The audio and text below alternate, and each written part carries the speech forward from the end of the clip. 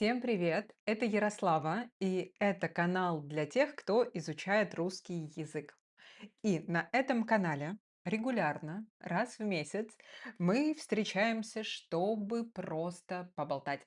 Я рассказываю, как у меня дела, вы рассказываете, как ваши дела, что было нового, что было интересного. И да, мы просто болтаем, просто хорошо проводим время, как обычно. А, я всегда говорю, что я пью в начале таких видео. Сегодня я пью кофе. Я научилась делать кофе. Мне всегда казалось, что делать кофе очень сложно, но там столько этапов. Нужно молоть зерна, потом нужно кипятить воду. Это все делать очень медленно. Сейчас это тоже, мне кажется, медленным, тоже кажется не очень оптимизированным, но ладно. Я научилась делать кофе, и сегодня я пью кофе. Что пьете вы?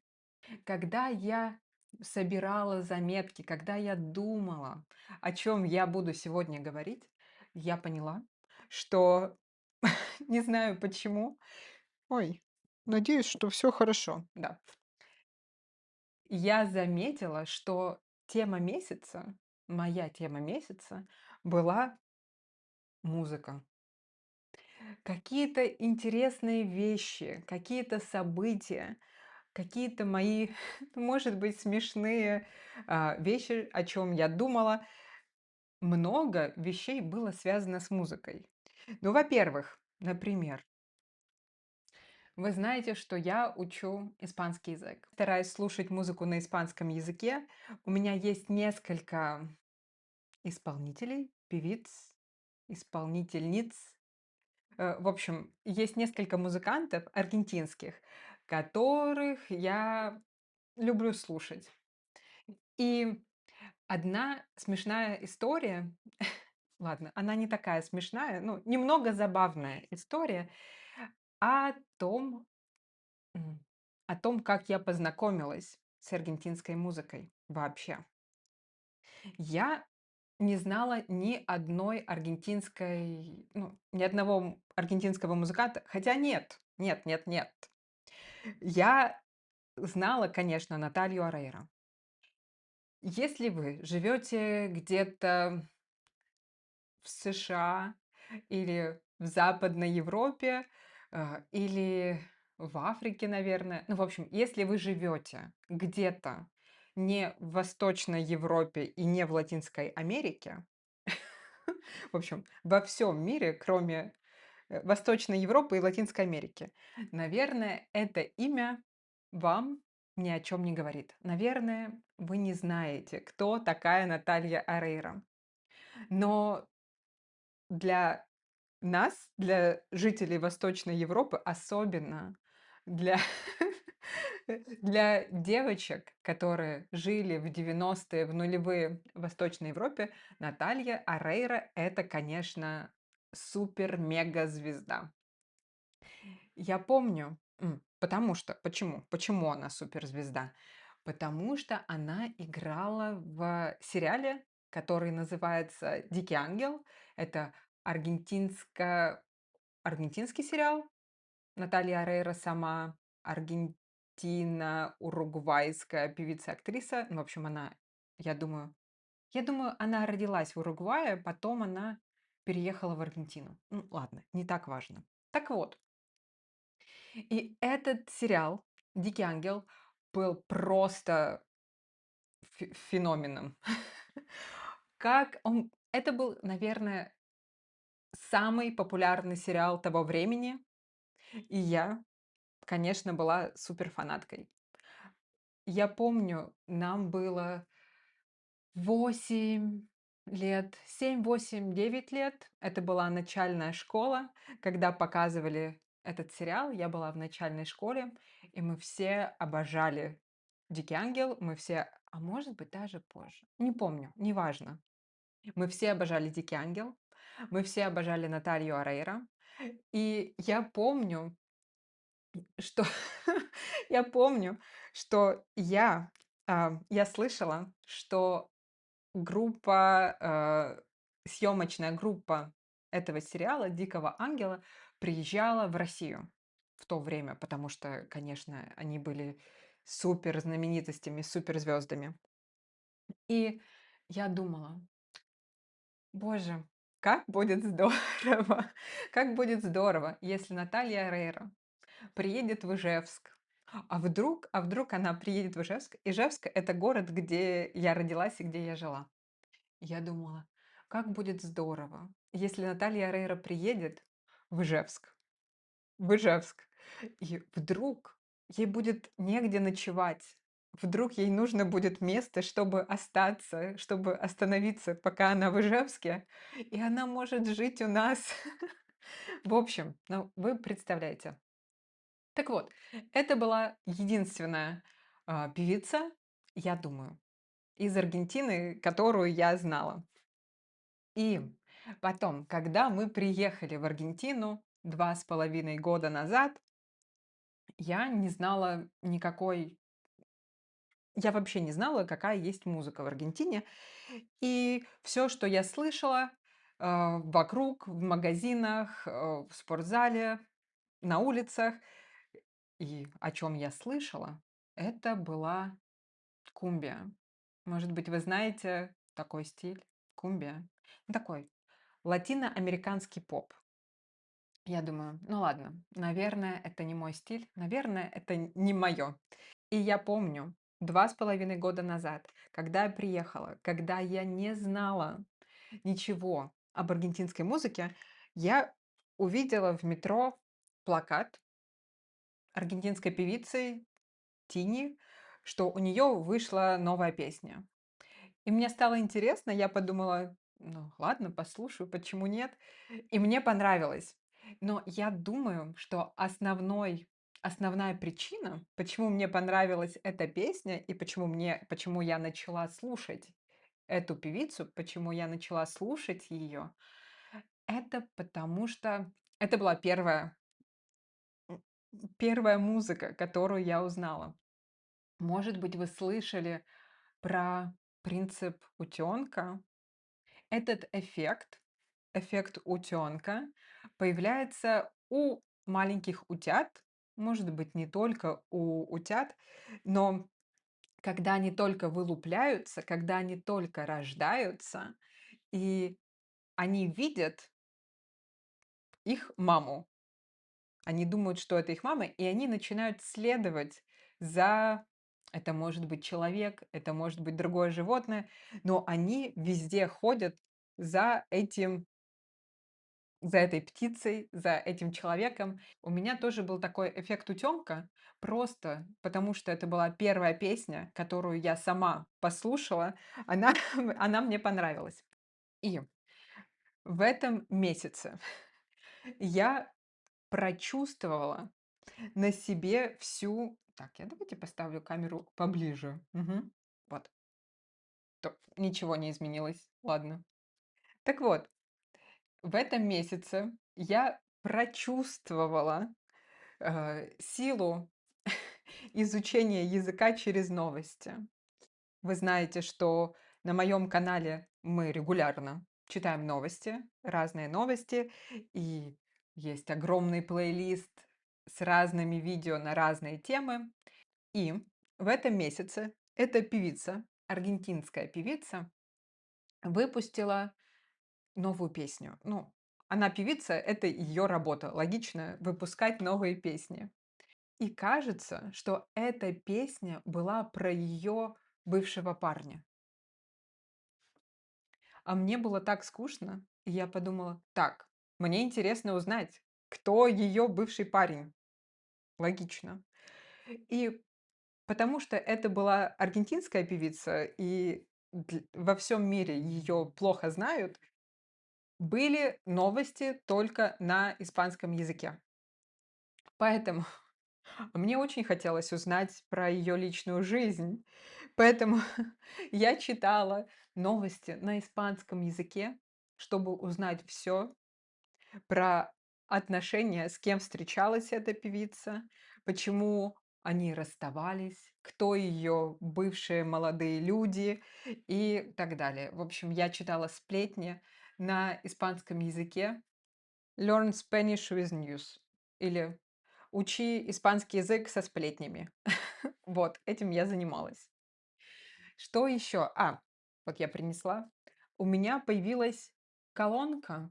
У меня никогда не было колонки, чтобы слушать музыку. И обычно я всегда слушала музыку в наушниках. Но вот проблема. Если я в наушниках, это значит, что у меня где-то всегда должен рядом лежать телефон. Логично, потому что ну, наушники и телефон работают вместе. И это значит, что я всегда начинаю тянуться к своему телефону. Я всегда проверяю телефон или смотрю, что там. И закономерно, логично я отвлекаюсь. Поэтому я решила, так, надо колонку. Надо, чтобы была колонка и чтобы музыка была везде. Чтобы не просто в ушах, а чтобы она была везде. Это, в принципе, все.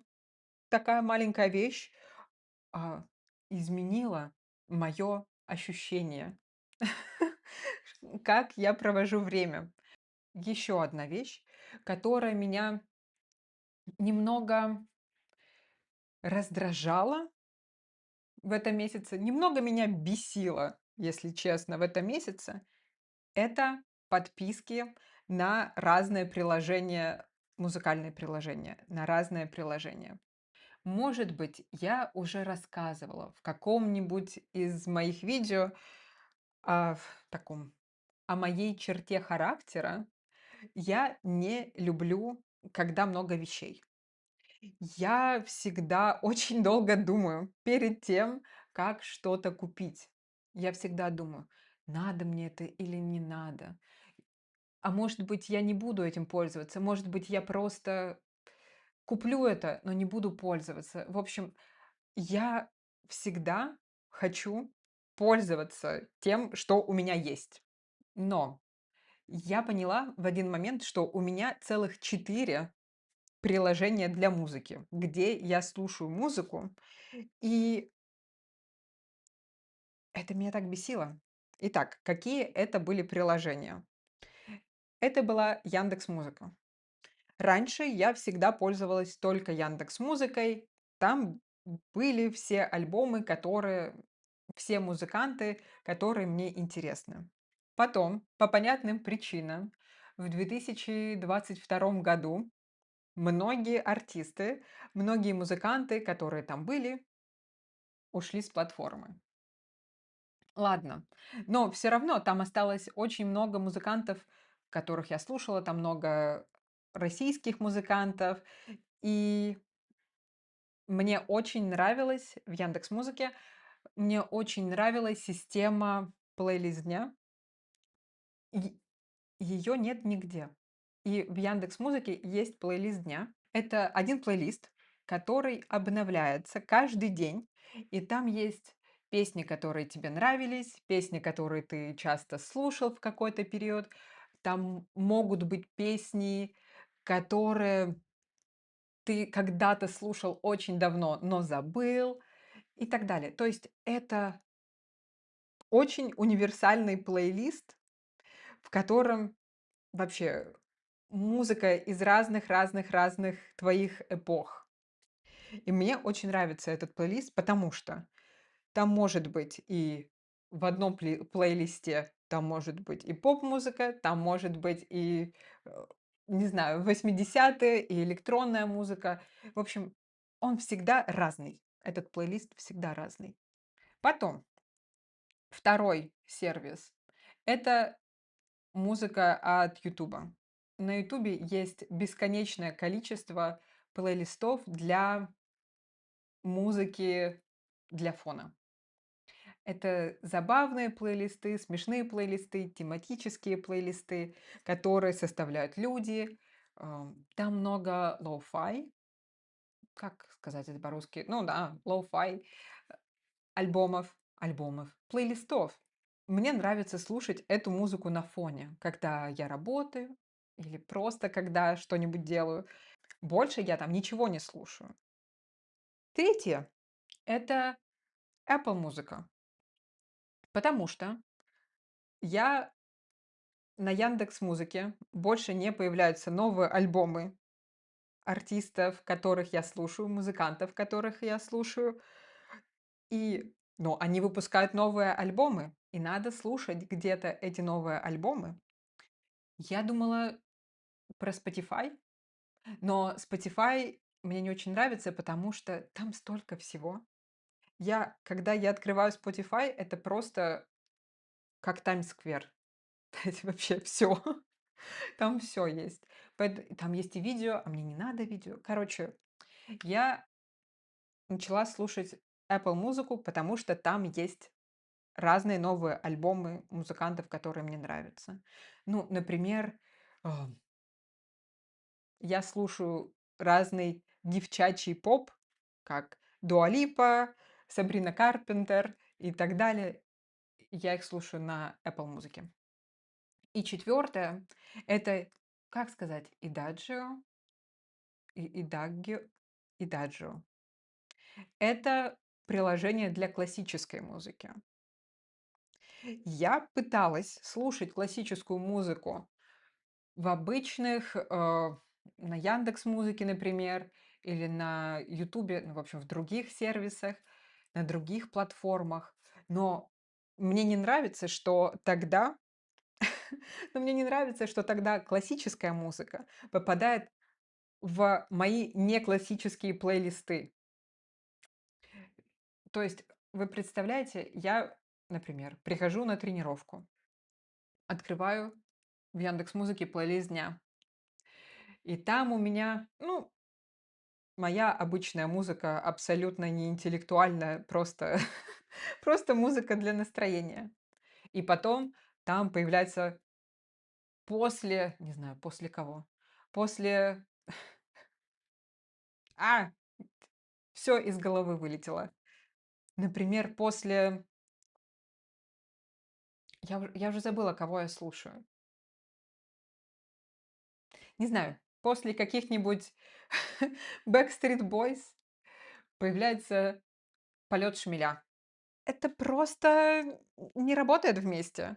Поэтому мне нужно было разделить это все на разные приложения. Ну, просто меня бесит, что столько разных платформ, и я пользуюсь 4 приложениями, просто чтобы слушать музыку. И это следующий пункт, о чем я хотела поговорить. Мне не нравятся подписки.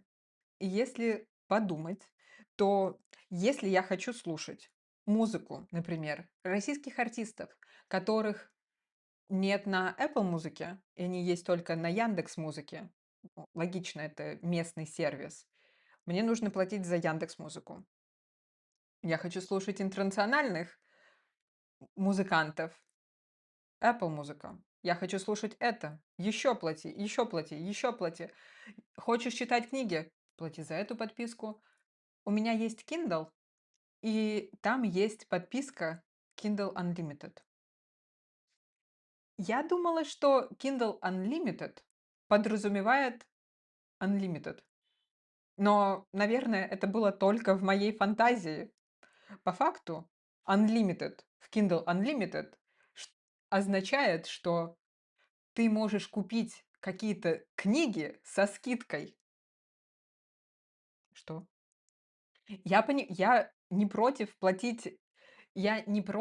платить авторам. Конечно, нет. Я не говорю, что не нужно платить авторам книг или смотреть легально и так далее. Я не говорю про это. Но мне, например, кажется это странным, что если я сколько лет платила за Яндекс Музыку, сколько лет я платила? Очень много лет я платила за Яндекс Музыку, и потом вся та музыка, которая мне нравится, она там остается, если я хочу уйти с платформы. И в какой-то момент меня это так прямо задело. что я думаю: "Блин, наверное, лучше я буду просто покупать музыку альбомами и скачивать эти альбомы, и потом слушать эти альбомы сколько хочу, и они всегда будут у меня на диске". Раньше мы покупали диски, физические диски с музыкой или кассеты с фильмами, кассеты с музыкой, бумажные книги. И они были твоими. Логично. Ты мог подарить эту книгу, ты мог читать ее сколько ты хочешь, и тебе не нужно платить за какой-то сервис, чтобы прочитать ту же самую книгу. Поэтому я думаю, что, наверное, я буду собирать коллекцию музыки или файлов с книгами, чтобы они были у меня на компьютере.